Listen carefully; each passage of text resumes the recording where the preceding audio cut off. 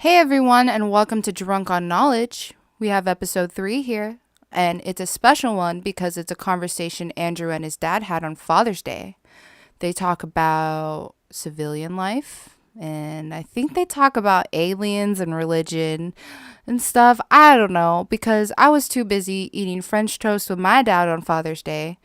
So, it's a surprise for you and I both. Anyways, I just want to say happy belated Father's Day to all those fathers out there in their children's lives, parenting, because we all need that positive male role model in our lives. And yeah, just thank you. Thank you. Thank you. We wouldn't be here without you. Anyways, I want to introduce Shawn Helgerson to our podcast. And here we go.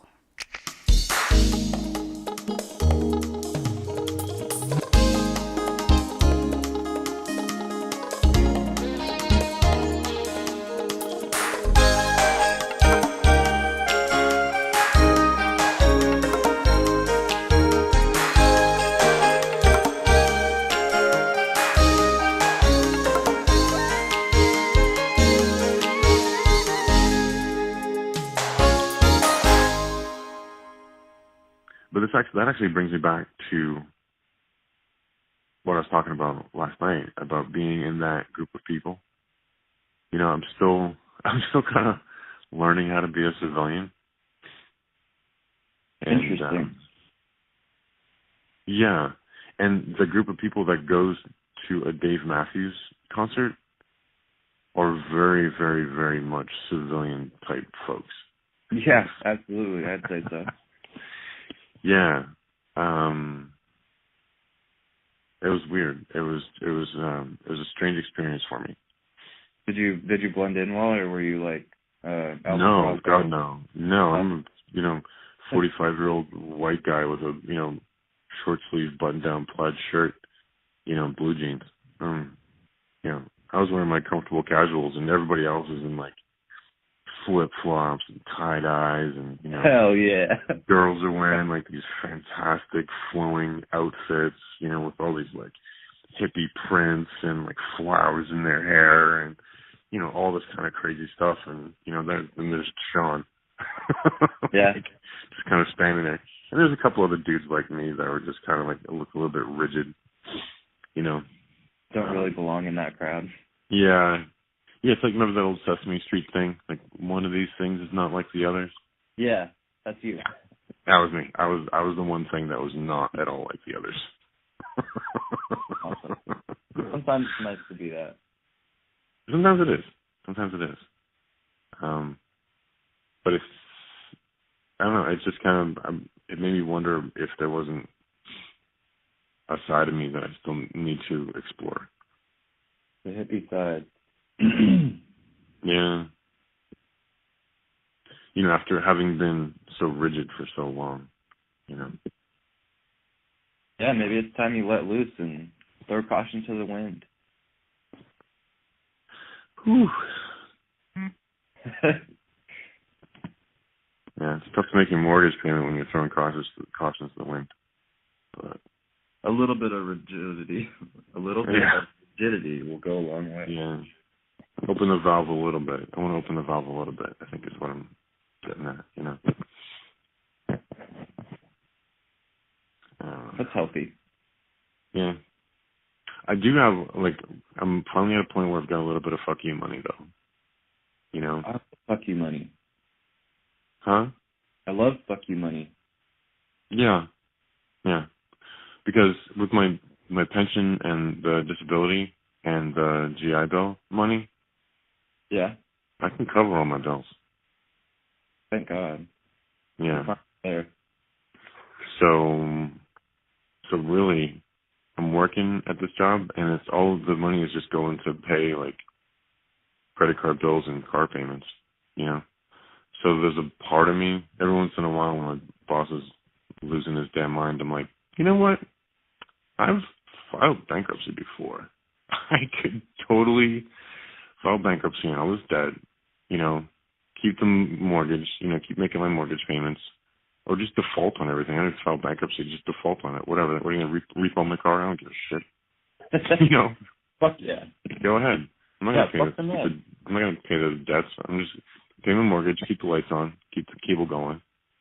You know? And if the debts go to collections and the cars get repoed, all right. Whatever. You know? I've got enough money coming in that I can just stay home all day and do what I want to do, you know? Just work on podcasts and work on stories and, you know, work on the things that I want to be working on without dealing with somebody else's bullshit. Yeah, I should. You know what my boss said to me the other day? What did your boss say to you the other day? So, in the military, in the Air Force, I worked for a long time doing construction management and project management and contract management, and you know, for years I did that kind of stuff. Yeah. And there are certain things, if you're in that kind of position, that you can and cannot do. You know, when you're dealing with contractors and stuff like that, right? Yeah. And also, when you're in a management position or a leadership position, there are other things that you can and cannot do. And also, when you have a new employee, like an airman, say, there's a right way and a wrong way to train somebody. Okay. And my boss and I are almost always at bumping heads because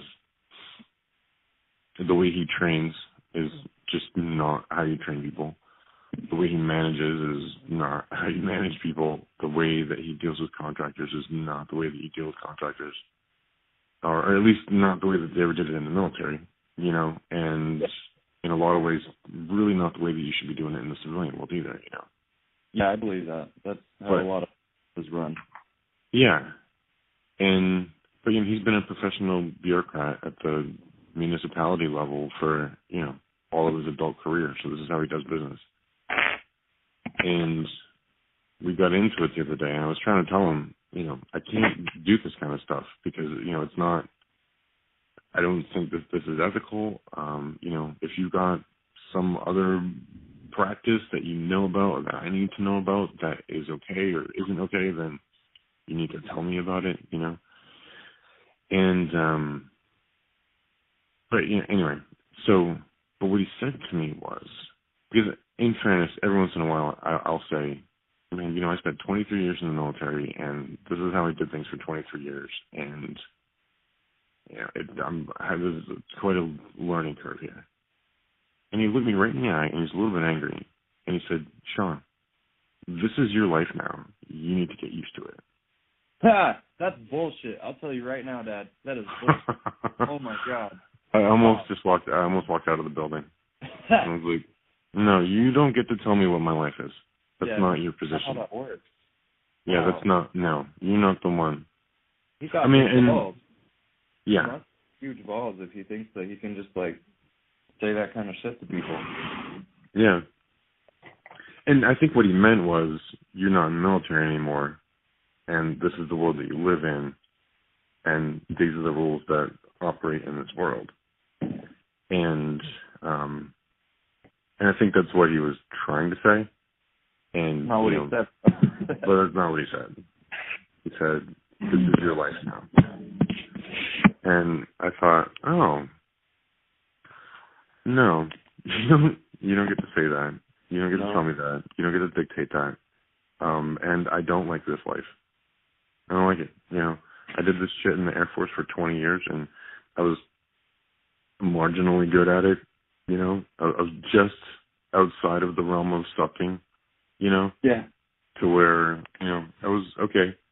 Nobody got in trouble. You know, projects got done on time and, you know, on budget, or not too far below budget or ahead of budget, whatever it is. And, yeah, it was okay.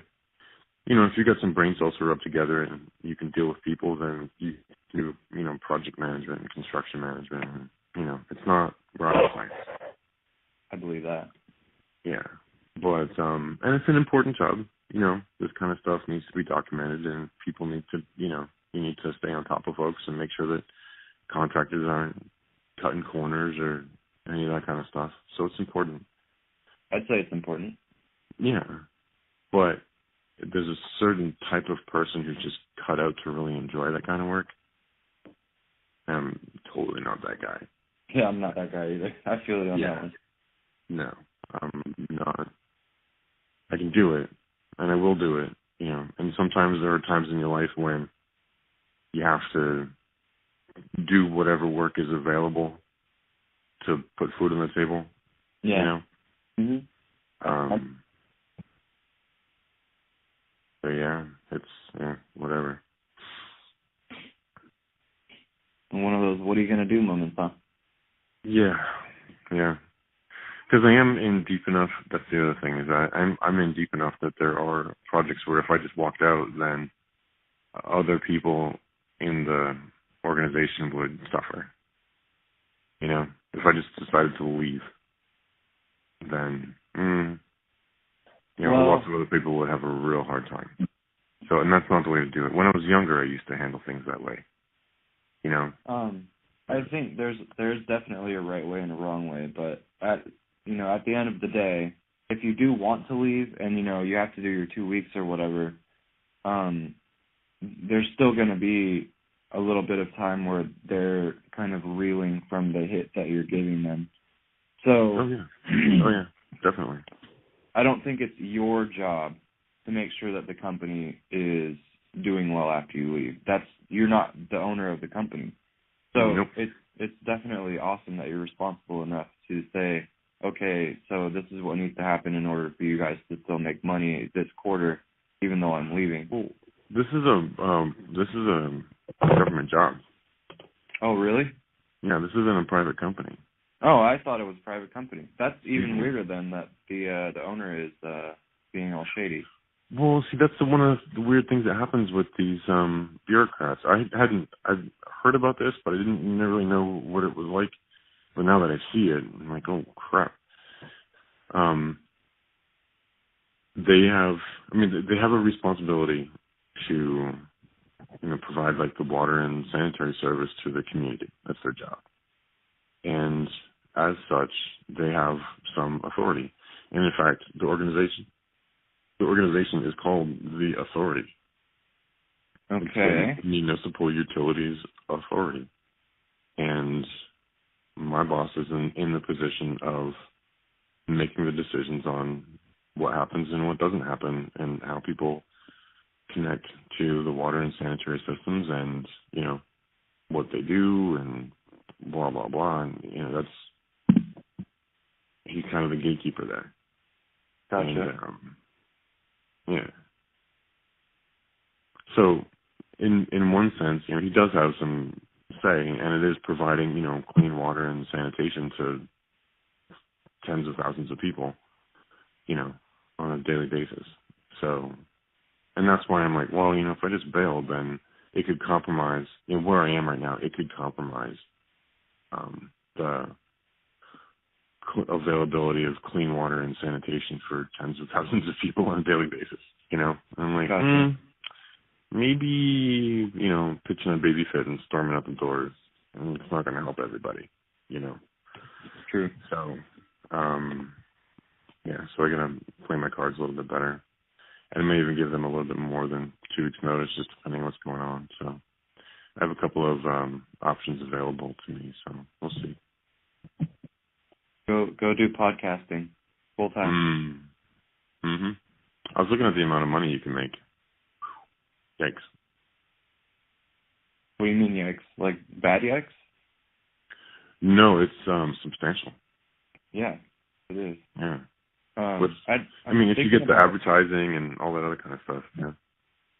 Exactly. And I've been doing a lot of research on doing that. I'm really excited to see if I can make podcasting be a career for myself.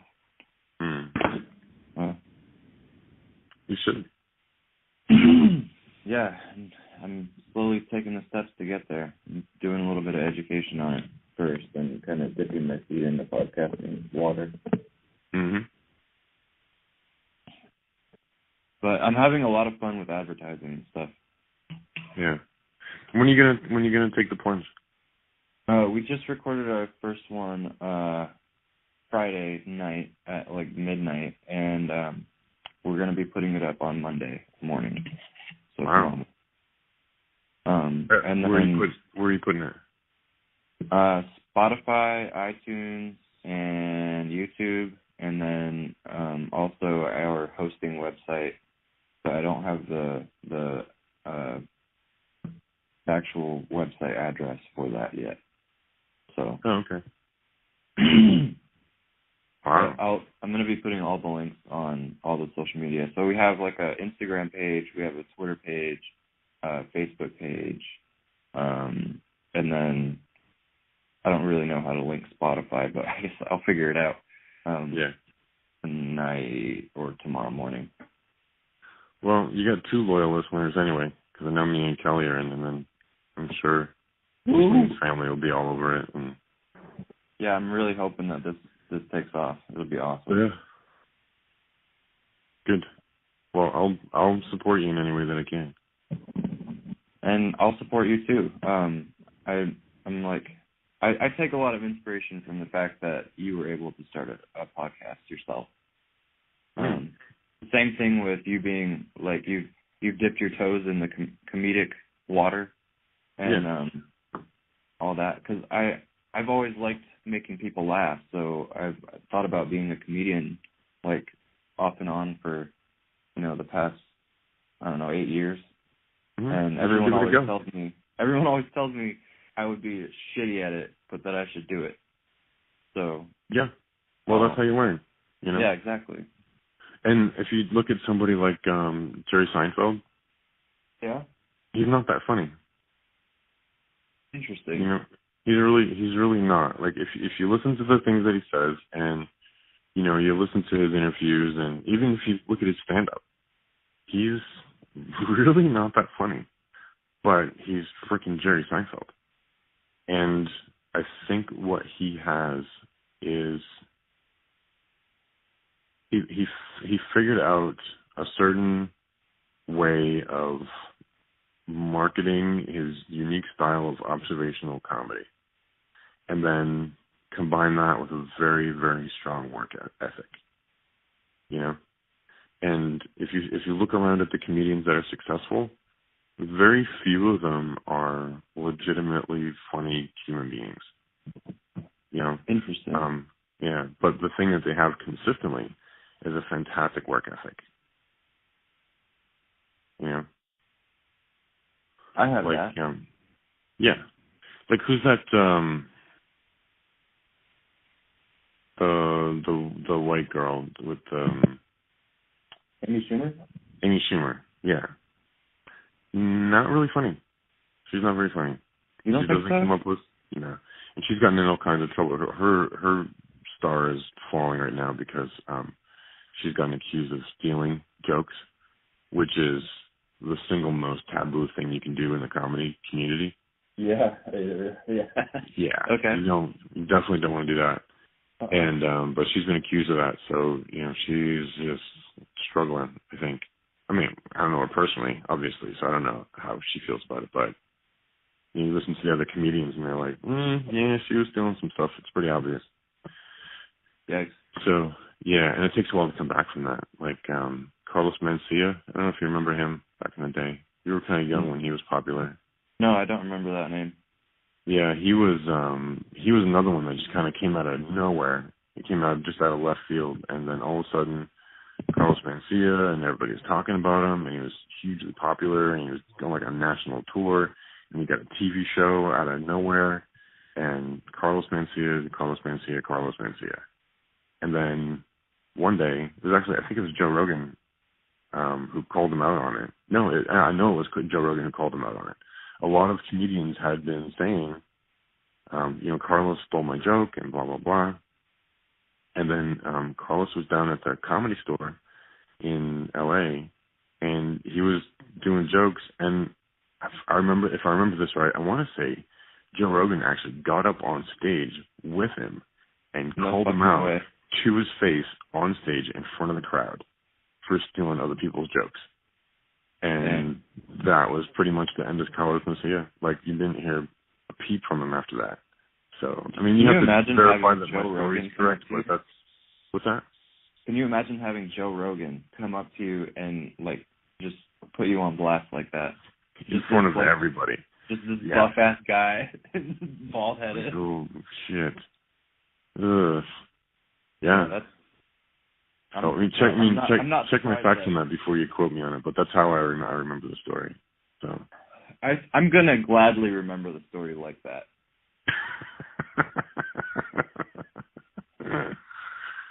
Yeah. But so anyway, so getting back to the comedy though, is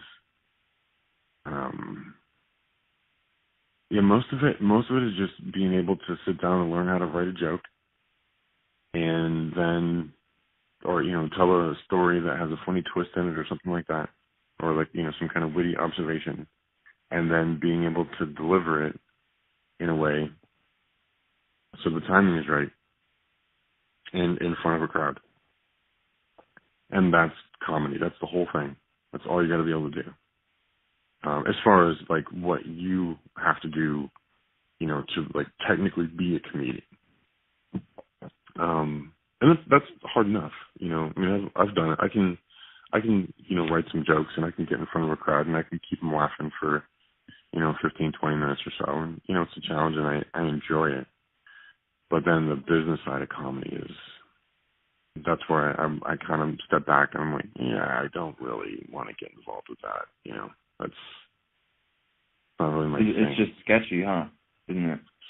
It can be. I mean, like, you heard about all the stuff that came out with Louis C.K. Yeah. Where he's like jerking off in front of people, and I mean, you've got a group of people who are a little bit mentally unstable anyway.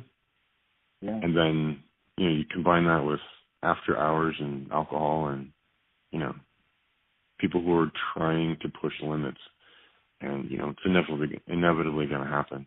Something's going to go sketchy. But the thing for me was the travel. You can't, if you're starting out, you have to be willing to travel a lot and go take the crappy gigs that nobody else wants, and you got to do colleges, and you got to be like a warm-up act for a country band or whatever, and it just requires a lot of time on the road, and I'm not willing to do that. I want to be a kid. Yeah, and I just retired, and I've been traveling all my life, and I don't like it. I don't. If I travel anywhere, probably ever again, it's going to be someplace that I want to go, and because I want to go see what's happening over there, and Gotcha. Not for a business trip or not for whatever, I wasn't willing to do it. So, and the hours, they just get kind of, it's tough to keep those hours. Like when I was doing it in Missouri, I'd get down there at like 6 o'clock to, help set things up, and then I wouldn't get home until midnight or 1 o'clock. Oh man. And yeah, and if you got a day job and you got things to do, and it's just not conducive to the family life. So, what was that? My phone just went off. No big deal. Oh.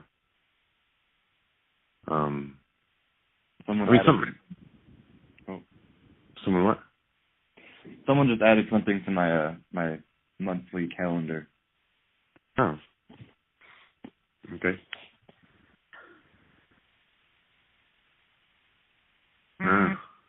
And again. Wow, okay. Oh, that's a buzzing. Okay. Yeah. That was weird. I don't know how to turn that off, and I apologize. That's fine. We're not at the pro level yet. I mean, probably like 15 people are ever going to listen to this. So I'm fine with don't that. worry about it. We're learning about technology. We're learning about good conversations, blah, blah, blah. So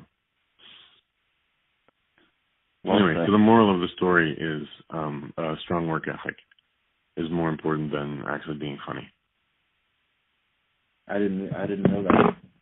I have a little list of notes going, and that's one of the things I wrote down. Yeah. I could list a bunch of comedians that are just not particularly funny. I mean, they're funny in their own way, but when you listen to them sitting around having a conversation, it's not like everybody's constantly rolling on the floor. Like Yeah. Robin Williams. Robin Williams was legitimately a funny human being. Like you couldn't hardly sit in a room with him without peeing your pants laughing.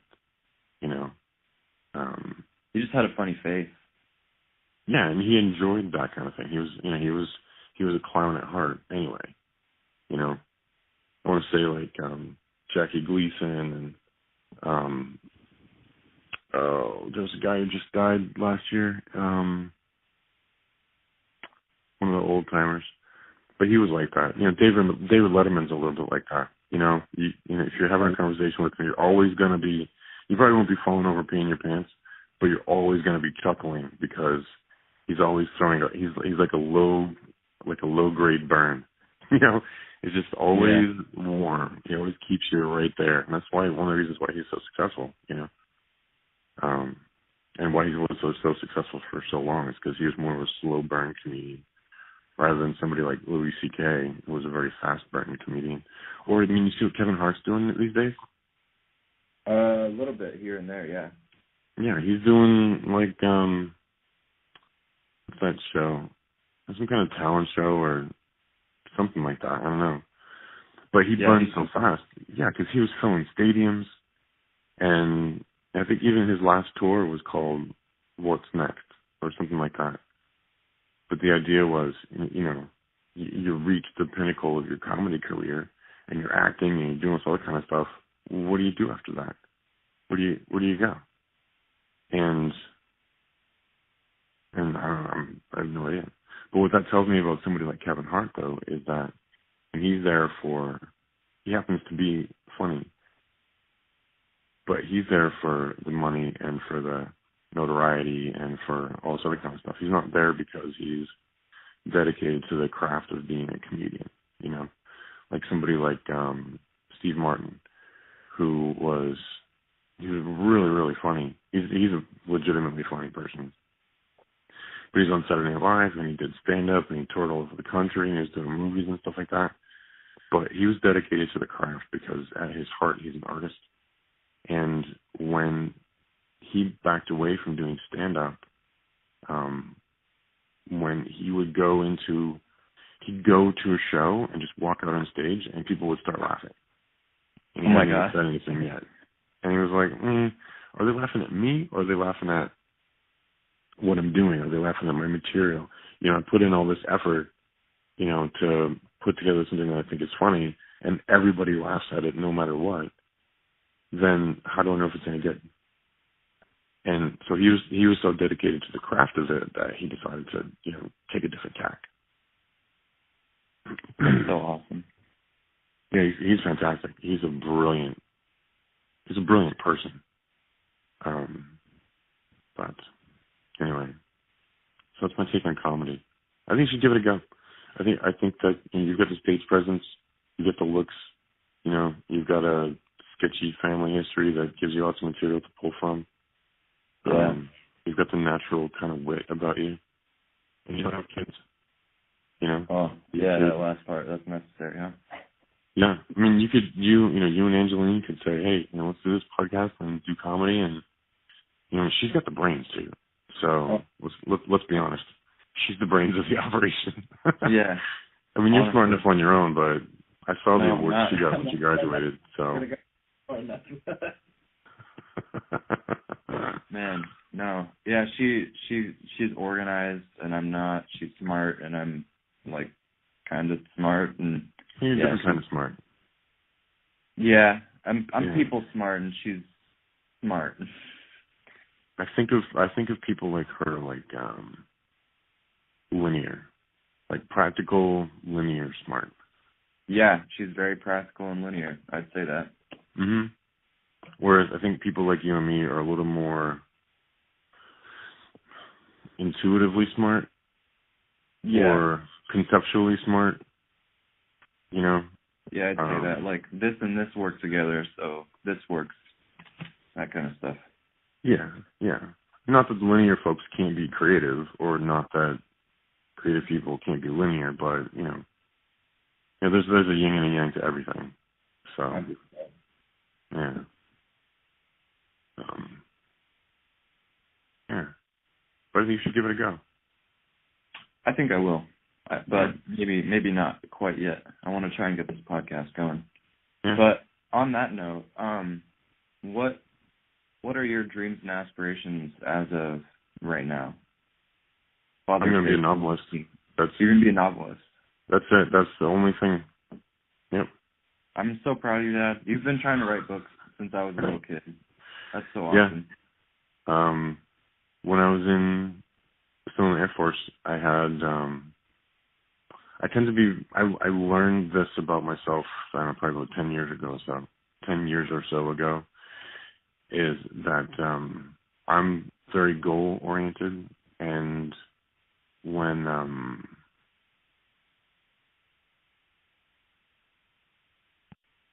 well, that's not the whole truth, I guess. I am goal oriented. Well, my mouth's not working. I am goal oriented, but I'm not strictly goal oriented. I have learned that when you set a goal, all right, I'm going to get a little bit woo-woo on you right now. I love woo-woo. A little bit woo-woo. But I believe that when you set a goal, and it's like a serious, like comes from your heart, like from your gut goal, that the universe, the cosmos, God, whatever you want to call it, sets things in motion to make that happen for you. Interesting. Yeah. And if you get confused on your goals, or if you mix up your goals, it's difficult. The universe will do whatever it can to meet all those goals. But if you're not singularly focused, then how to describe this? In my mind, it's kind of like the math equation gets too complicated. Interesting. Yeah. So, like, so you think that kind of like in Christianity where they say, you know, all things are possible through God, do you think that's kind of like a serious... I think that's literally true. Interesting. Okay. I do. And I know that, you know, the like physics won't back me up, but I believe when Jesus said, you know, if you have the faith of a mustard seed, if you tell that mountain to throw itself in the water, it will.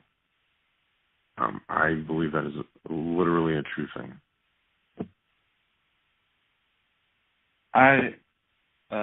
I'm encouraged by that, and I think I'm going to try and use that in my own life.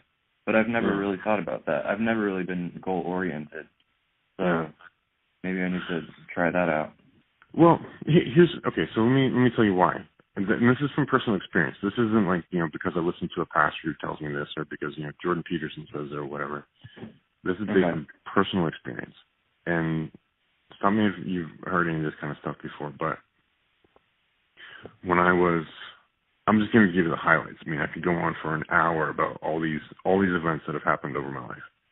But I'll just give you the highlights. So when I was in high school, I was obsessed with the band U2, and they had an album that came out called Joshua Tree, and I listened to that album just constantly. It was the only thing I listened to for maybe like a year and a half, and except unless I was looking at older YouTube stuff and just listening to them all the time. Yeah. And I decided that I had to be able to go out. Oh no, I had a friend in high school who went on a vacation trip to California and went to Joshua Tree National Park. And I was like, that's a thing? That's a place where you can go? You can go stand there next to a Joshua tree just like those guys did on the album cover? Oh my God, I want to go there so badly. Well, my natural disposition is to just kind of like say something like that, but then never really take any action to accomplish it. Like I had no idea how I was ever going to be able to get to, you know, California and go see a Joshua tree, right? Yeah. But eventually, you know, and I think one of the things that really make this interesting is that I happened to join the Air Force I happened to go to England, which was another thing that I'd always wanted to do. And then when I was leaving England, I had orders to a base up in Northern California. And at the last minute, like literally at the last minute, I was walking out of the office. I had just finished saying goodbye to everybody. I was walking out of the office and the phone rang. And they told me, hey, your assignment to Northern California has been canceled, and you're going to Southern California. You're going to Edwards Air Force Base. And when I got there, it was all Joshua trees. I mean, I lived with and among Joshua trees for 5 years. And I always thought that was kind of interesting. Yeah. And then a similar thing happened. I went to go to Alaska, and I ended up in Alaska when I was what was the other one?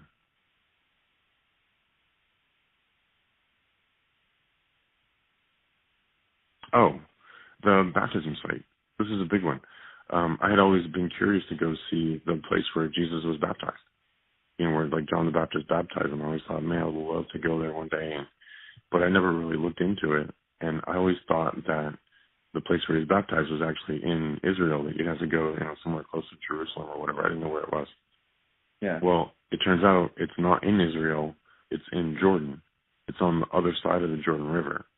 So if you're in Israel, you have to cross over the Jordan River into Jordan to get to the baptism site.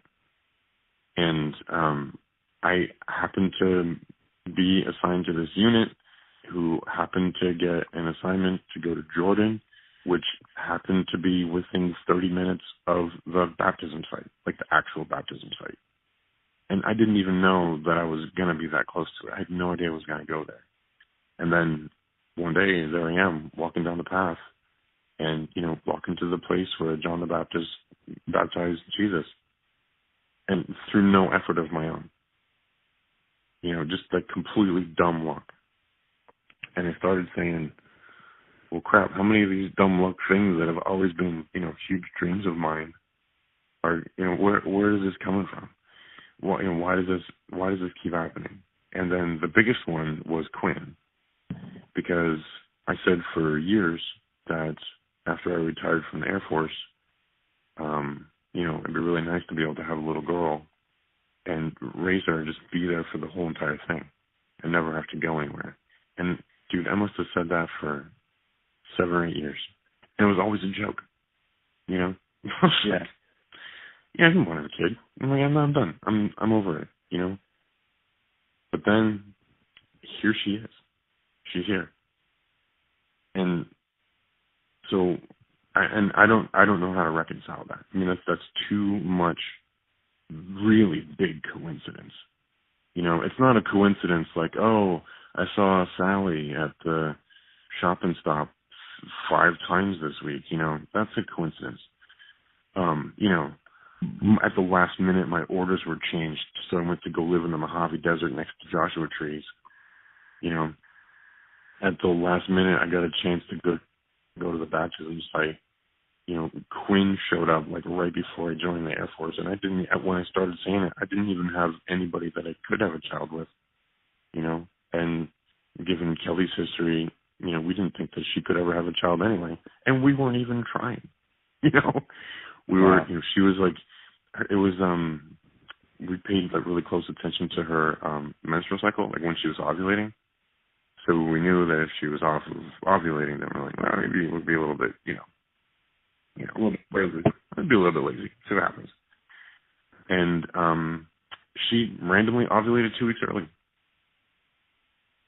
And just wow. She had a period, and then like almost right after her period, boom, she was right on it again. And we thought we had a little bit of time, but apparently we didn't. Because there's Quinn. That's so crazy. I didn't know any of that. Yeah. Yeah, so Quinn wasn't like, just like a happy accident, because I know what causes pregnancy. It was, Kelly ovulated 2 weeks early, out of the blue. And that's the kind of coincidence. It's not meeting somebody somewhere coincidence. It's oh my God, you ovulated 2 weeks early, and it caused a pregnancy which answered something that I've been saying for 10 fucking years. Wow. That's insane. Yeah. So my goal while I was in the Air Force was I wanted to get a meritorious service medal, and I wanted to retire as a master sergeant. And I had wanted to get a humanitarian, and I wanted to get my marksman, and excuse me. And that was it. I wanted my meritorious service, I wanted my marksman, I wanted my humanitarian, and I wanted to retire as a master sergeant. And that was like a personal goal. So that was why I did an extra 3 years, because I had the master sergeant stripe, but I didn't have the meritorious service medal. I'd already gotten the humanitarian and the marksman, but I had to get those last two things. So I was just like laser focused on getting that done. And but then after I got it, I looked back and I said, I've been saying for a long, long time that I want to be a novelist. And that's not the sort of thing that's going to fall in your lap. That's not like a random trip to Jordan where, the universe just drags you along and plunks you down and grants you a wish. It's a lot of struggle, it's a lot of work. You got to put in the effort. You have to create a thing that can go out there into the world. So I thought, well, when I retire, what I need to do is combine those two things, the tendency of the universe to bring you to the place where you need to be to fulfill the things that you've asked for, and my absolute drive and focus to achieve my personal goals.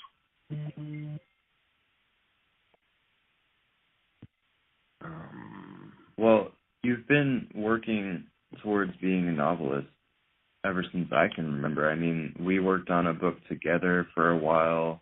You've done short stories. You released a book of poems. You've done a lot to set yourself up for being able to be a novelist. So I think all you really need to do now is, write a book and try and get it published. Well, I did that. I did that before. One day I decided I wanted to be a novelist, so I wrote a novel, and then couldn't get it published. And as it turns out, it's because it's really bad, for one, and for two, Oh my God. I don't know anybody in the business. Oh, okay, gotcha. Yeah, so that's why I'm going to school and I'm finishing my creative writing degree, and then once this is done, I'm going to roll over into my Master's of Fine Arts degree. And because through that program, you meet people in the industry, you meet people in the business, and you're all the while perfecting your craft. Yeah. So I'm hoping to be prepared for when the opportunity comes. I think that's probably a better way to say it. I'm taking those two things and like using my tendency for focus and the tendency for the universe to grant my wishes to make sure that I'm prepared when I think inevitably in the not too distant future, something's going to come to my doorstep where it says, hey, here's a book deal, or hey, you proposed this idea for a novel and we want you to do it. Here's some money or whatever. So that I'm prepared to take that next step. And I'm absolutely convinced that that's what my life is going to be. And that's awesome. Yeah. Yeah. I'm really excited for you. It's a good place to be, and I have no doubt. And I think that's what Jesus was talking about. Is that if you have to have no doubt. You just have to know that it's going to happen. And that's a difficult place to get to because the world is so full of uncertainty. It's all about having faith. It really is. It really is. I don't think that was a literal, have faith in God, but, just have faith that, shit will work out. And even well, and that would depend, too, on what you think of as God. True. I think my definition is definitely different from a lot of other people's. Mhm. Yeah. Yeah. I heard that a lot of millennials nowadays are not religious but spiritual. So they don't believe that, God is God, or that, Allah is Allah, but that, there's a higher power, and other than that, they're not really sure. So Yeah. Angelina and I had a short discussion the other day of like what we thought maybe would be a new religion, or if there would be a new religion to rise from the ashes of, the fall of Christianity, which is, I think is coming up soon. What do you think about that? Do you think there's going to be like a new religion coming up, or anything like that? Oh, hold on one sec. Hi, Timmy. Can you say hi? Oh, my heart. We need to get you out here one way or another. Yes. Can you say hi? Oh my gosh, she's talking. Here, check this out. Come here. Eating sugar. Oh no. I know that. Family life. Stop. Family life. Open your mouth. That's adorable. So every once in a while she gets it perfect.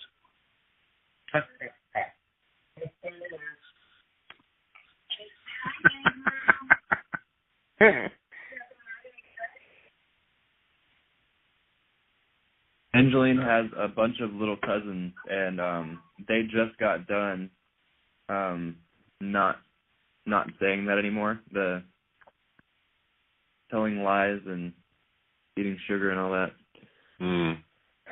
So it's hilarious that on the other side of the United States, my little sister is just getting started doing that. It's so kind of awesome. God, you would love her. I do. Yeah. Just especially if you spend time with her, like Tristan came out week before last. And yeah, they really hit it off. So anyway, I don't want to go down that tangent. So you asked me about a new religion. Yeah. So do you think that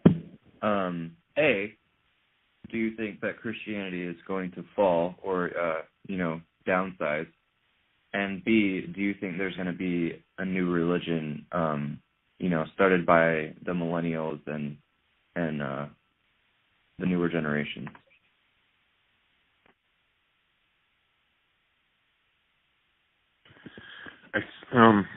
Here's what I think.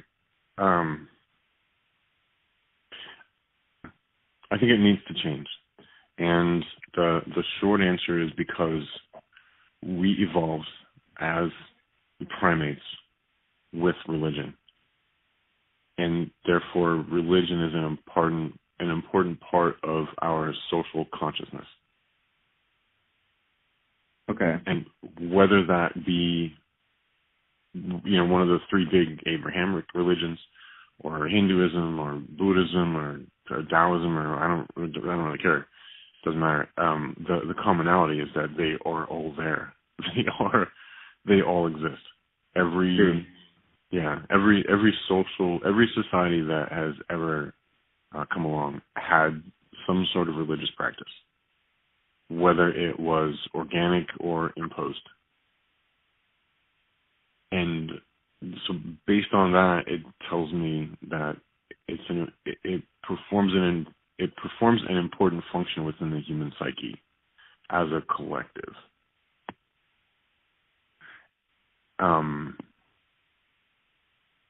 So I think that we also, part of our evolutionary heritage is to have evolved as societal creatures. Nobody evolved autonomously. Nobody's been raised autonomously. You're raised by your parents and your aunts and your uncles and your friends and your neighbors and, the media and whatever. You grow up in some sort of community. And I think that the purpose that religion serves within that is to give us all a common narrative. So, for example, in Christianity, we have the common narrative of, the major holidays, for example. We've got Christmas and we've got Easter, and those are wrapped up in, on the surface, in Christianity, right? Yeah. And in the Muslim world, they've got Ramadan and there are other holidays that are, and in the Jewish world, they've got their feasts. Buddhists and Hindus. I mean, everybody has that. But what's interesting to me, wait, let me finish that thought. So, I think it's an important thing that we need, and the reason that we need a common narrative is that we have to have a common reference point when things within a society go wrong. So, if you had, say at the end of the World War II, when they had to go to the Nuremberg trials, right, and try all the Nazis and make sure that they were held accountable for their actions. Much of the judicial system is grounded in the Judeo-Christian traditions. In that the Judeo-Christian traditions were also rooted in Greek philosophies. So the modern Judeo-Christian Western mentality is a blend of the Bible and the Greeks and the Romans, and also there's 2,000 years of history there. So when something went terribly wrong, like the Nazis got out of control and killed a whole bunch of folks, if we hadn't had a common narrative where we could get together and say, hey, this is how we're going to deal with these people, we wouldn't have been able to deal with them justly and fairly. There may have been a tendency for, all-out retaliation or, retributional genocide or something like that. Okay. And that's where a common narrative is, glaringly important. We have to know how to do that to be able to balance the society. And then, and that's my sort of mainstream view of history from a Western point of view. I'm sure that somebody with a similar disposition to mine could point out other things that have happened in the Hindu world or in the Buddhist world or in the Muslim world or in the Jewish communities or wherever, where having that different cultures, absolutely. Yeah, where having had that common narrative within the society allowed them to sort of right the ship of state, if you will. Yeah. When things got off kilter. So that's one reason why I think that religion is important. And it goes all the way down to the personal level, how you operate the state government and how you operate yourself on a day-to-day basis. One of the things that Jordan Peterson says is that that old phrase that you hear when you're a kid of, it's not whether you win or lose, it's how you play the game. Yeah. The way he sort of expounds on that is to say, playing the game isn't just this one game of stickball that you play when you're 6. It's learning to play the set of games in such a way that other people will be willing to come back and play the game with you again. Interesting. Yeah, because you don't want to be a sore winner or a sore loser. You want to win, obviously, but when you do that, you don't want to act in a way that nobody ever wants to play with you again. You don't want to win.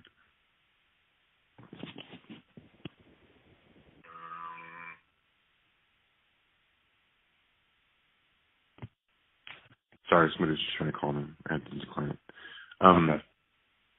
Yeah, you don't want to be so desperate to win that you take a team like the New York Yankees and put them up against the, Riverside Browns, sixth grade stickball team. No, yeah. Because, yes, you'll win, but it's not a fair fight. And if you did do something like that, nobody would ever play the Yankees again. Everybody would say, you guys are a bunch of dicks. Why would you do that? They're sixth graders. Or they're 5-year-olds. Yeah, you're going to win. Now you're just an asshole. Yeah. And so it matters of how you play that game. But then within your life, there's all these other games that you have to be conscious of. Like you have to be conscious of, you could view your relationship with your significant other as a game. And how you play that game plays out in how other people want to play games with you. So like if people see that you treat Angeline terrible all the time, like you always, like anytime you talk about her, you're scowling and you're always saying, well, she does this and she burned that and she's blah, blah, blah, and this, bitch is always nagging me and blah, blah, blah. If you talk about her like that all the time, then other people aren't going to want to play any game with you at all because they'll look at Angeline and say, she's really sweet. You're a dick. Yeah, exactly. And then you don't get to play any game at all after that. Mm-hmm. So part of that is to say, you have to learn how to be kind and polite within those sorts of things, which means that you have to do some like deep introspection within yourself and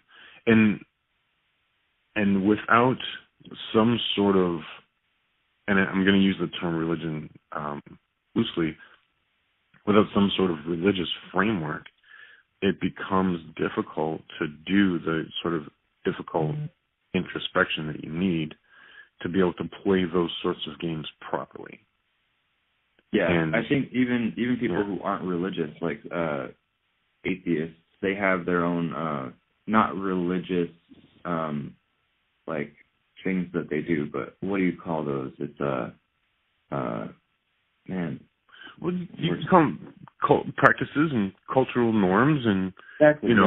Everybody has, even if you're not religious. So that's interesting that you say that. I didn't really think about that. Yeah, and the reason that I say religious is because here in the West we have a different a core fundamental of, say, how we view members of the opposite sex. There are some communities within the Muslim population who still view their women as property. There are still, and within the Christian population. The Christians don't so much view them as property, but more as, strictly as a helpmate and less of as an equal, And in both cases, those are like the extreme backwoods, examples, within the Christianity and the Muslim community, But you know what I mean. Like that would be the fundamental framework, Yeah. So, and that's why I say that the religious aspect of it is important. So so I think I beat that horse to death. So the next part of your question though was, well, what should it be? Because I think you're right that are you allowed to call it Mohammedanism? Wait, what? Mohammedanism as in...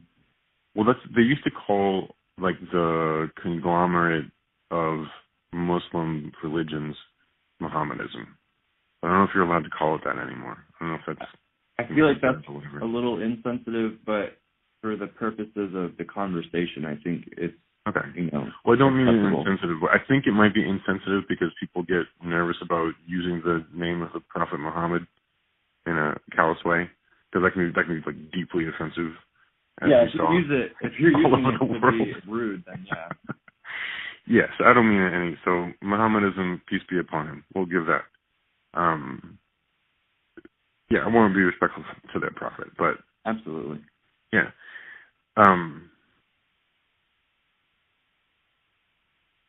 So the new religion. Okay, so new religion. The one thing that you have in common with Christianity at its core, not on its surface, but at its core, the Muslim world, Mohammedanism at its core, Judaism, not the practice, but at its core, Hinduism, possibly somewhat in Buddhism, but less so, animism, so like some of the Native American traditions. The one common thing that they all have is astrological events. What? Wait, astronomic really? Astronomic events. Oh, astronomic. Okay, I was like, they all study the Not stars? astrological. Nah. Well, they do. They all study the stars. It's all astrological and astronomical. Interesting. So, because Ramadan is based on the cycles of the moon. It's like one. It's like every so many full moon cycles, they have to take one full moon cycle and not eat during daylight hours. And because it's like a certain number of full moon cycles, it changes throughout the year. So you could have Ramadan as early as May, and I want to say as late as September. So it's not like Christmas where every year it's December 25th. It goes based on moon cycles. So, and the moon and the sun aren't completely synchronized. So Ramadan changes throughout the year. Interesting. Yeah, and they have other practices that are based on where stars or planets are lined up and all this other kind of stuff. The Jews have another thing where different moon cycles and different sun cycles and different star locations and different astronomical alignments signal to them when they're supposed to have certain feasts and for how long they're supposed to have certain feasts and all that kind of stuff. Christianity, Christmas is really the celebration of the winter solstice. Even the death, burial, and resurrection is mimicking the time of the year when the sun, reaches not its azimuth, but the lowest point on the horizon, and is effectively there for 3 days before it starts going back up again. And that's where the tradition of Jesus being in the grave for 3 days comes from. I did not know that. Oh, that's a fascinating study. If you look at what do they call that? Like Astro-Christianity, or I forget exactly what they call it. But there's like most of the traditions within Christianity are strongly related to astrological phenomena. From everything to like the virgin birth and the 12 apostles, and they were all fishermen, and here we are in the age of Pisces, and the whole entire thing, Even the 3 wise men followed a star to get to Jesus. Mm-hmm. Yeah, and people can speculate and all sort of kind of stuff, but really, it all has to do with motions of the stars. Even the epochs within the Bible. So if you go back to, if you study your astrology, you'll know that the signs of the zodiac each year progress in one direction. So, say, what's your sign? Scorpio. So you're Scorpio, and then I think right after Scorpio is Capricorn, and then comes Sagittarius, and then comes Aquarius. No. It's Sagittarius, then Capricorn, and then continue. And then Aquarius, and then Pisces, and then let's before Pisces. I think that would have been the Ram, which is Aries, and then something like that. So forth. Yeah, so that's how that goes. But there's a phenomenon called the precession of the equinox, and what that means is that you've got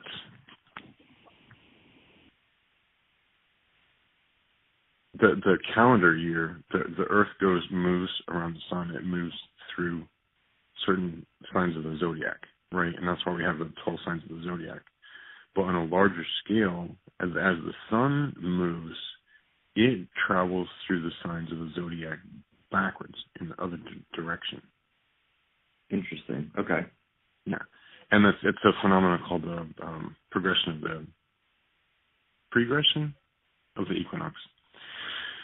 Anyway, so if you look back into the biblical stories, each epoch within the biblical stories is signified by its corresponding zodiacal sign, but moving backwards from what we're used to in the calendar year. So right now we're in the age of Aquarius, and which I think was signified when Jesus told the disciples to go get the baby ass from a guy, and they would know that was the guy because he would be pouring out a jug of water, which sounds like a random thing. But the symbol for the sign of Aquarius is a man pouring out a jug of water, which I think is interesting. That is interesting. Yeah, this is all fascinating stuff to look into. But then the previous sign was the sign of Pisces, which is a fish. And Jesus is all about, making fishers of men, and they were all fishermen, and they broke the fish, and the fish. There's fish everywhere. Before that had been the goat, when the Jews were, sacrificing rams and sheep and all that kind of stuff. Before that had been the epoch in Egypt, when they worshipped the cow, which would have been Taurus. And then you had the twins, Gemini. Yeah. And there was a period of time in Bible stories where there were twins. It's like everybody had twins, or they were brothers or something like that, and that seems to come up a lot. So, and if you follow that back far enough, you get all the way back to Leo, which is the lion, which is the time period in Earth history when the Great Sphinx would have been facing, at the spring equinox, would have been facing the constellation of Leo. I did not know that. Yeah, it's fascinating stuff. Anyway, I'm not doing it justice at all, because I'm not, learned on this kind of stuff. But it's definitely, let it pique your interest. It's fascinating stuff. So, having said all that, the common theme of all these religions is astrological events and astronomical events. Okay. So you think that a new religion would do well based on astrology or astronomy? One of the two, or both? Yes. Because I think that a lot of those things became significant. I mean, whether or not, I'm not recommending everybody go, read their zodiac or whatever. But I think that those things became significant because, I mean, if you take away technology, and fossil fuel, then you literally live and die by the position of the sun. Yeah, true. In the calendar year,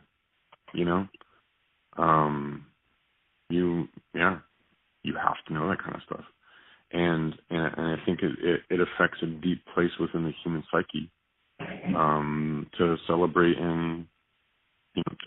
those sorts of things. This is where we evolved. This is our home. We're as much a part of this earth as anything else, and so I think a religion like that, where we pulled wisdom, the ancient wisdom, because the Aztecs did this, and everybody else has done this through all of history. If we could pull the wisdom that they gleaned from these practices and do away with, animal sacrifice and human sacrifice and all those sorts of things that we've stuff. Yeah, or at least, maybe not even just say, call it silly stuff, but look at it and say, well, why did they do that? We're obviously not going to do it, but what were they trying to accomplish? And, what was the reason for that kind of thing? And is that an important part of human psychology that we need to keep? And is there a way that we can do it without sacrificing humans or animals or selling people into slavery or, raping villages. Like, how do we, eliminate the unpleasant, unnecessary things while keeping the important things? I agree with that. Yeah. But I think it would almost have to be a religion that could somehow blend those things, and also that's the only way that you can have like everybody on the same page, because astrological events happen all over the world. That's very true also. Yeah. I mean, the moon has its cycles and everybody sees it. The sun has its cycles and everybody sees it. North or south hemisphere, it doesn't really matter.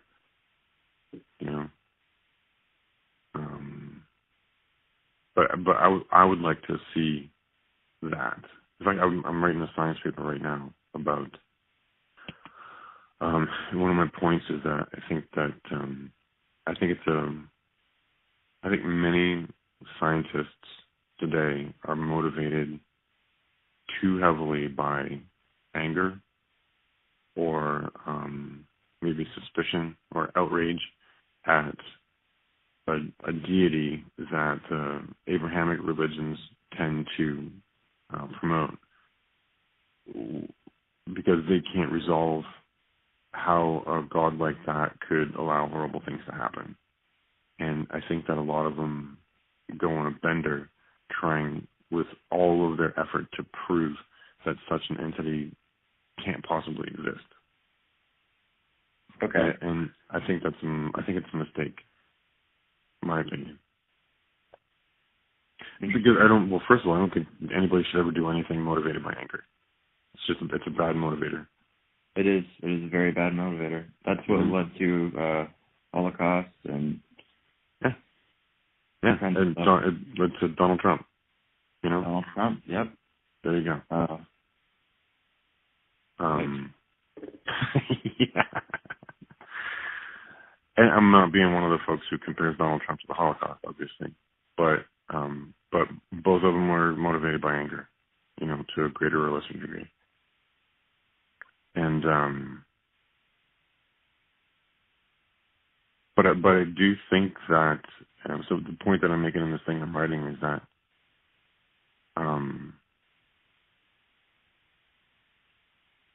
I think if we could take the lessons from the past, from the religions, and come at them from the point of view that we understand that this was not hard science, because strictly speaking, hard science hadn't been invented until a few hundred years ago.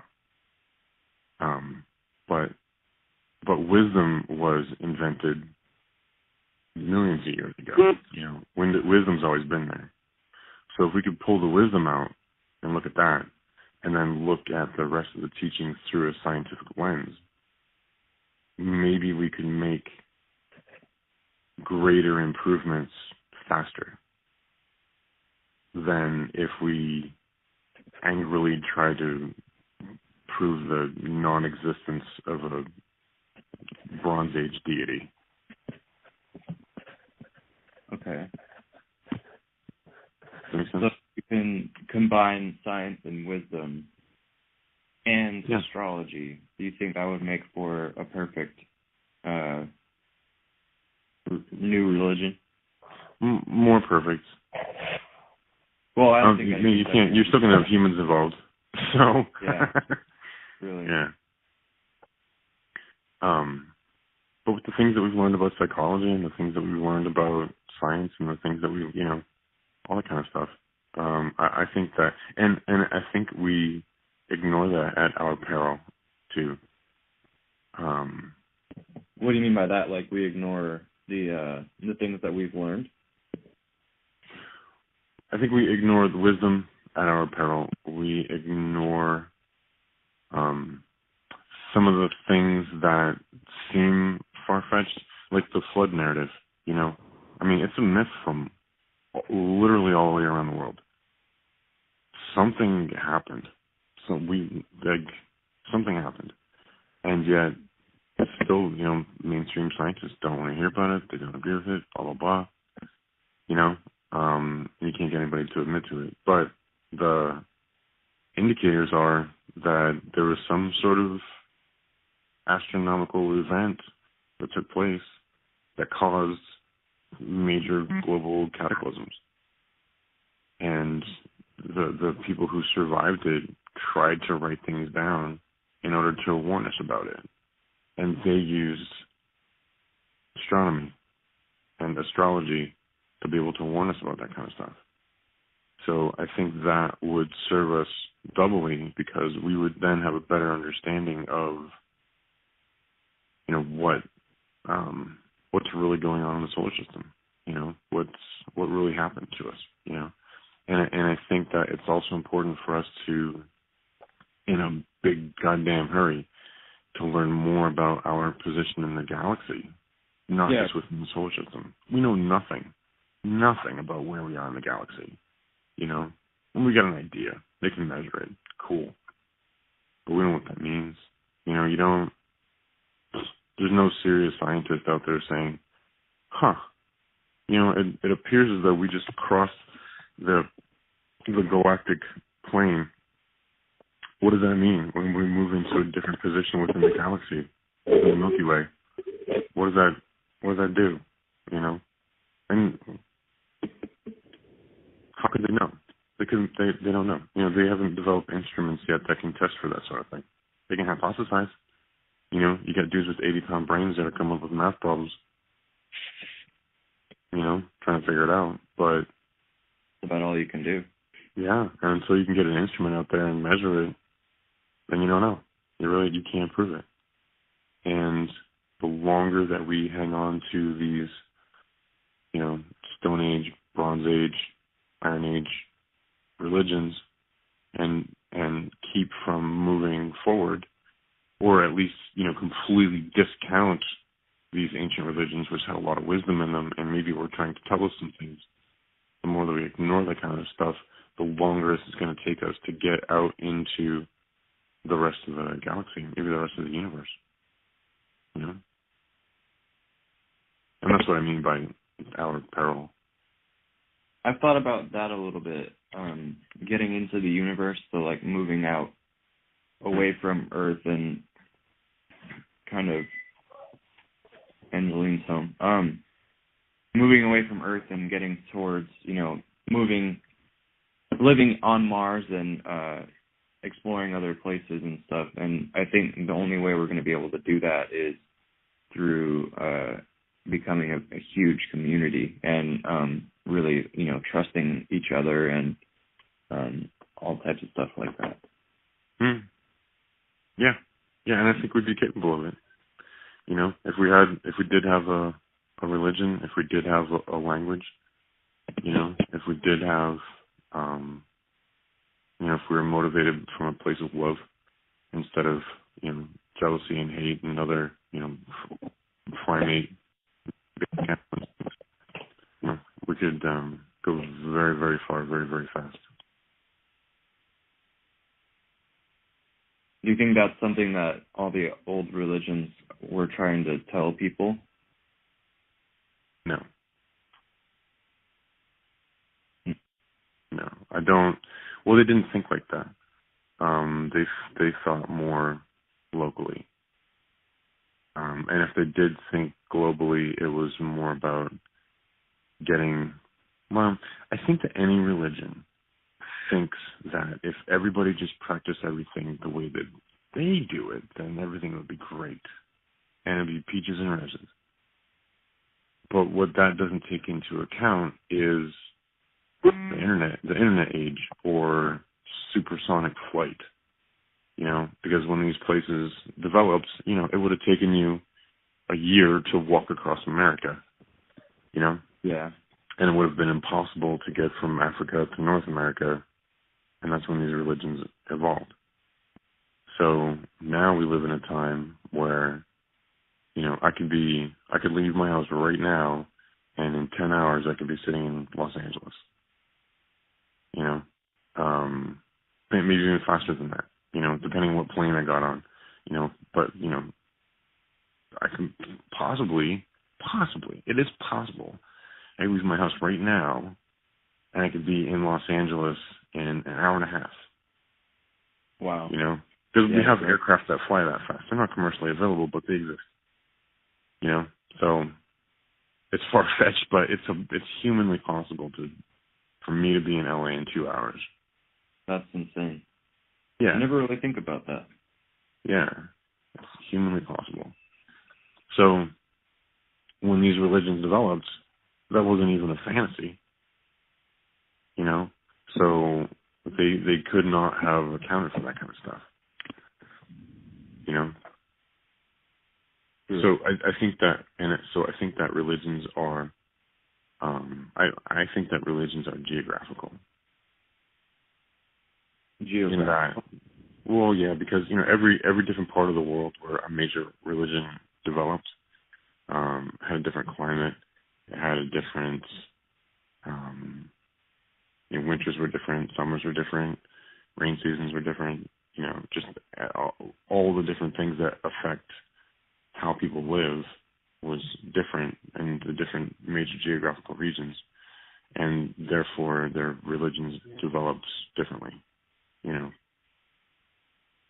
So like in the Jewish religions, in the early Abrahamic religions, the Muslims and the Jews say pork is forbidden, right? Or eating shellfish is forbidden, or different things like that. And we can look back at that now and say, well, if you don't cook pork properly, it'll kill you. If you don't cook shellfish properly, it'll kill you. Cleanliness is very important. And if you live in a desert, if you're a desert nomad, then yeah, cleanliness is really important, because sand gets up in unpleasant places and causes infections, and all kinds of crazy stuff happens, So, so some of those practices came about because it's, you need those practices to be able to keep a small, thriving society alive in a harsh environment, Yeah. But then people forget it, and they think, it's because God said so. Well, in the beginning they said God said so because they didn't understand microbiology. So now God doesn't say so, it's the American Health Institute says so, because you have to wash your hands after you poop. Okay? God's not going to strike you down. Giardia will get you, though. Yeah, really, honestly. Yeah. Botulism is a bitch. So cook your pigs thoroughly before you eat them. Yeah.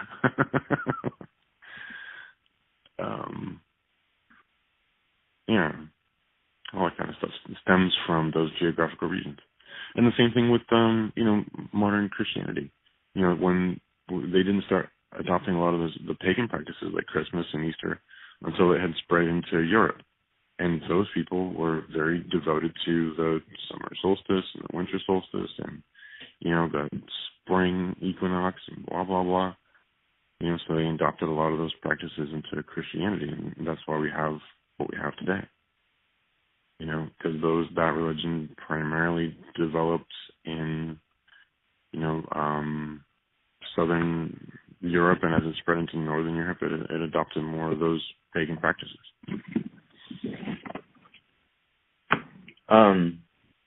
I didn't know that either. So all of the religions kind of have evolved. Yeah. Since their creation. Yeah. If somebody lived in, Siberia, right? Why would they give a shit about how you wash yourself or whether or not you eat pigs?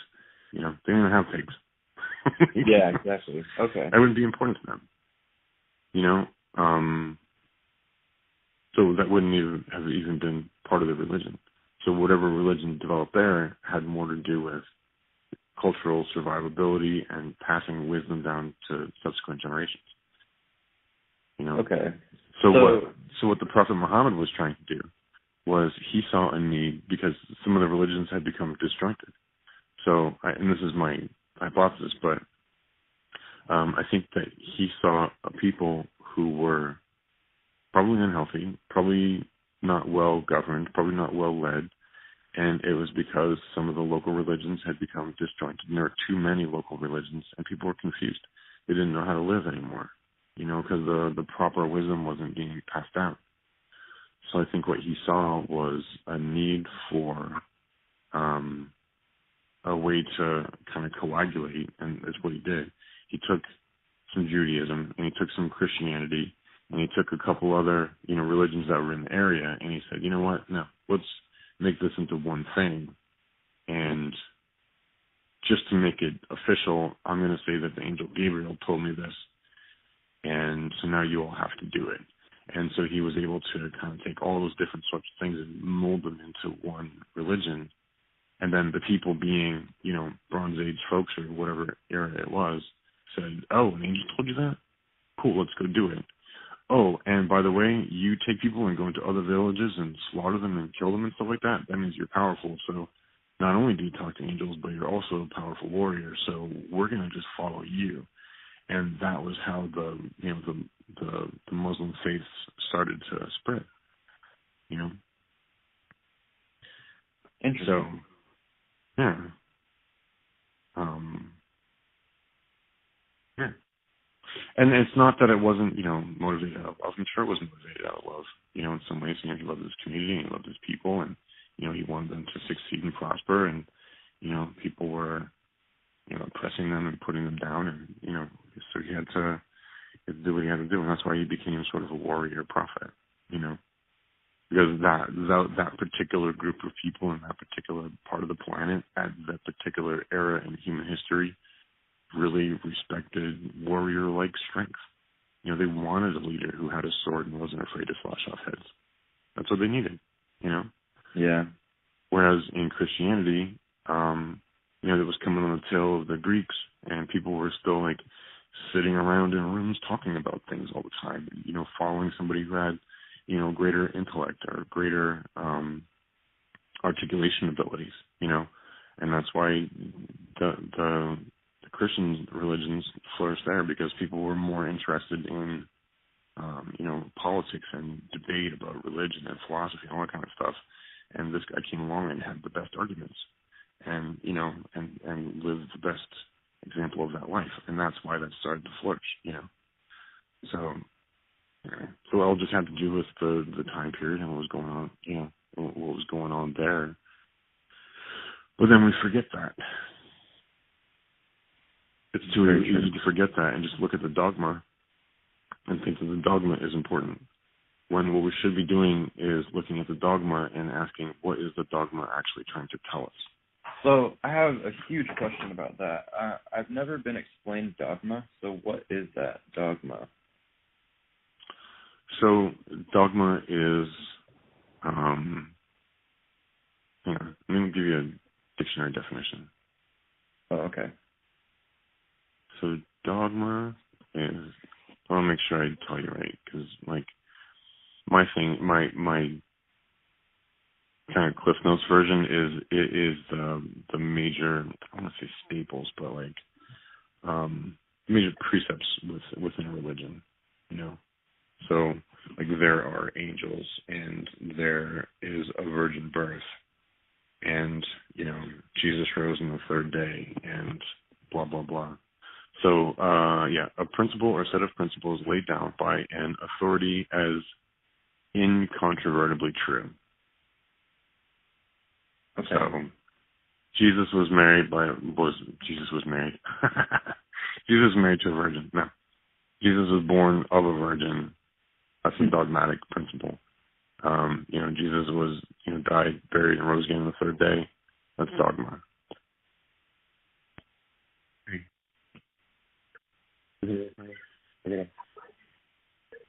Okay. 15 minutes. Okay. That's right, dude. All right. Kelly needs me to start wrapping it up. All right, fine. And we've been in it for a long time. Yeah. So that's dogma. So like in the Muslim faith, it's dogmatic that you cannot have an engraved image of the Prophet Muhammad. So that would be dogma. Okay. Yeah. Or that, Muhammad was taken up into the heavens by Allah. That's dogma.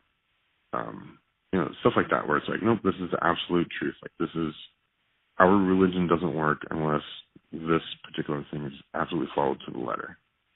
So, with the new religion that we've been talking about, do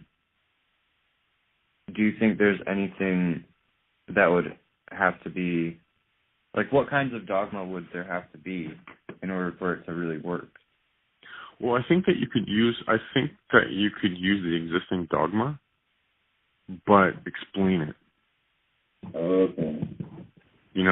So if I say the dogma is that Jesus died, was buried, and rose again on the third day, means that at the winter solstice, the sun will appear to dip below the horizon and be there for 3 days and then come back. Okay. So the dogma would now be astrological rather than personal. Correct. So use the same stories, but explain them properly. And to say that Jesus was born of a virgin, Mary was a virgin. Well, what does that mean? Why is that important? What's the psychological significance of having a virgin birth? Is that leads to, but then you have to ask, well, what is Jesus? And is Jesus the amalgamation of the highest principles of humanity that we know of? And if that's the case, then perhaps that particular person would have had to have come from an immaculate conception. So the dogma could stay that Jesus was born of a virgin, but it's because we understand that he is a constructed character who may have had historical reality, but is nevertheless a constructed character and therefore has to have had a constructed background. True. Okay. So it may not be true, but it must be true. Yeah. It has to be a principle for the religion to work. But here's the thing, is that it's kind of like the difference between how you would explain it to a kid versus how you would explain it to an adult, So with a kid, you say, well, Jesus was born of a virgin. Or you say, well, Jesus died and rose again on the third day. And the kid's going to say, oh, okay, weird. Didn't know you could do that. But whatever. Because they don't understand much about the world.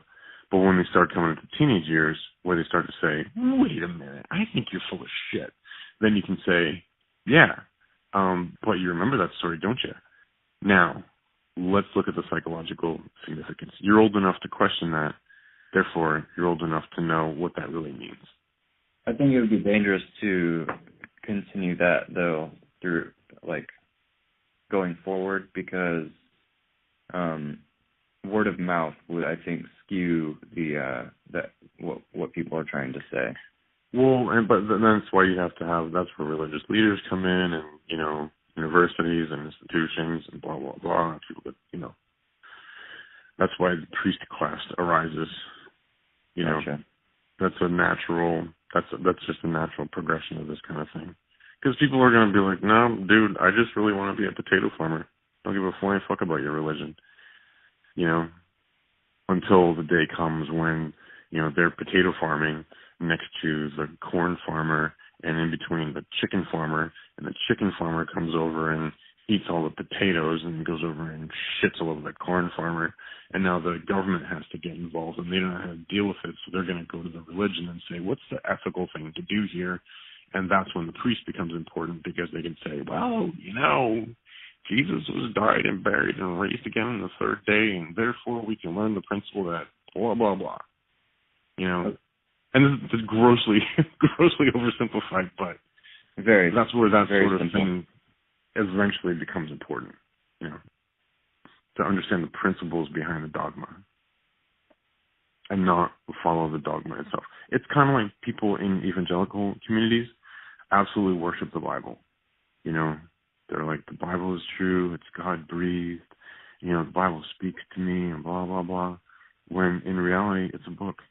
It's it's a book. It's okay. And it's not perfect. It's demonstrably not perfect. True. But it is a document that rose from the collective consciousness of humanity. So therefore it's important. And similarly with the Quran, it is a document that rose from the collective consciousness of the Middle Eastern populations, from lessons that they learned and things that they'd seen and, all that other kind of stuff. I think I'm going to read the Quran. It's the fourth time I've said that, so I think I got to do it. Yeah, you absolutely should. All right. Well, since Kelly said you got to go, we got some folks coming over, and I got work to do. So when she's got some work to do, and I need to help with Quinn and all that kind of happy stuff. Well, a happy Father's Day to you. Thank you very much. And I really enjoyed having this conversation. Yeah, it was good stuff. I will, I don't know how long it's going to take, or I'll try to make some time this week to kind of compile all this. It might not be until next weekend. So I can kind of, combine I'm still recording on Audacity and then recording on the phone call, so I'll try to combine that. I came up with a little theme song. Do you have theme music for your podcast? We bought some. You bought some? Yeah. Oh. How do you do that? So anywhere that has the rights to music, there's this one place we went to called, what was it called? Oh yeah, it's the Musical Bakery. So you just go on there and they have a selection of music that you can choose from. It's kind of elevator music-y. And cool. So you just choose from that, and then it's, X amount of dollars for, 10 seconds of the song, or you can buy the whole song, and then you can use it as you please. Oh. I've been going on GarageBand and just writing my own stuff. No, I would have preferred to do that, but it takes a lot longer. Crunch. Yeah, we have a time crunch, so yeah. Maybe one day we'll think about doing that again. But for now, it's kind of a Dave Matthews Band meets, I don't know, news at 4. It's going to be like that. I love it. Sounds good. All right. Well, I'll be listening tomorrow then. All right. And we should coordinate the podcast that we're going to do for my channel as well. Yeah. Let me know. Okay. So I'll let me know what you need me to do. I'll text you tonight and also kind of tomorrow, and we'll figure it out. So here's an idea. What would happen if I took this and after I did my editing, just send it to you? That would be awesome, but you don't want to post that on yours? I don't really have I'm not that involved in all that kind of stuff, as you are, Interesting. Okay. And this is a great conversation, and it fits in with the theme of your podcast. True. Andrew, how do you feel about that? My co-host is right here. How do you feel about using this conversation that I just had with him for one of our podcasts? Sure, I didn't really hear most of it, so. Yeah. Yeah? I'd be happy to edit it up and then just send you the MP3. Well, that would be amazing. I would really appreciate that. Yeah. And that way it's a win-win for everybody. Sweet. Well, Thank you very much, Dad. Well, you're very, very welcome, Andrew. And happy Father's Day again. And thank you very much. I'll talk to you again very soon. And very good. And tell Angelina I said hello, and tell her I said thank you for taking such good care of my boy. Aw, I'll tell her that. She's good people. Hang on to that one. Be kind to her. I try very hard. She's worth keeping. I agree. Yeah. All right. I love you, man. I'll talk to you soon. All right. Love you very much. Bye. Bye. That is it, everyone. And if you're still around, don't forget that Drunk on Knowledge drops every Monday and Thursday. So expect us. We're going to be there. We're going to show up and we're going to be there. Okay? Anyways, I hope everyone has a good day, learn something new. Don't forget to be your best self, and we will catch you on Monday. Goodbye, everyone.